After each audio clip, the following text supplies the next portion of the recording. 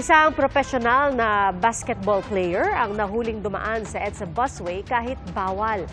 Sa iba pang pangunahing kalsada naman sa Metro Manila, nagsimula ng panghuhuli sa mga e-bike at e-trike. Saksi si Oscar Oida.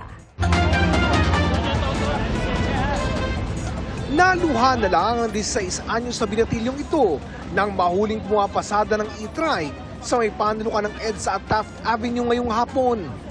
Sa ito o boundary? Sa mama ko po. Sa mama mo? At sasakay ka na Mga pasahero. Opo. Bawal nga po kayo dito sa EDSA, bawal di kayo sa TAP. So dapat di kayo dumadaan dito. Kasi, di ba, mahuhuli kayo niyan. Wala ring lisensya ang binatilyo, kaya inimpound ng mga tauhan ng MMDA ang kanyang e-trike. Pag na-impound kasi ito yung papawin ako ng probinsya yun. Wala kang magagawa, i-impound na nila yan. Kung nitong nakaraang 2 araw, pawang paninita lang ang ginawa ng mga enforcer sa mga e-trike at e-bike sa mga major roads sa Metro Manila. Kanina, pinagtitikitan na ang mga nahuli. At yung mga walang lisensya, in-impound pa.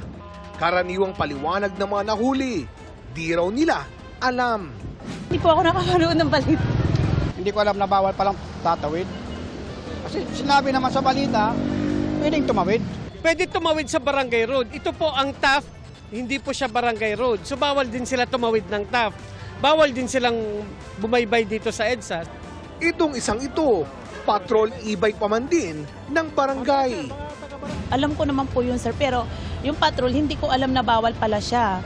Kasi may papakrimate kami na tao, humingi kami ng tulong sa City Hall, kaya nagmamadali rin kami. Regardless po kung gamit ng barangay, basta ho dumaan sa tulad dito sa EDSA, kailangan ho nating tikitan. Di rin pinalagpas ang e-trike na maghahatid lang daw sana sa mag-inang magpapacheck up lang daw.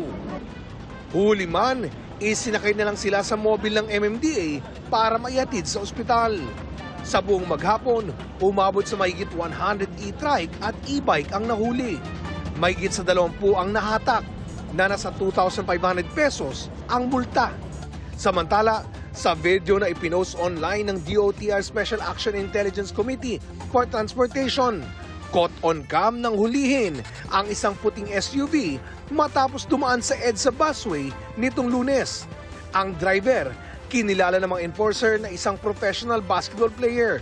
Ayon sa mga operatiba, sinubukan umano nitong abutan ng pera ang enforcer pero tumanggi ang mga nanghuli sa kanya.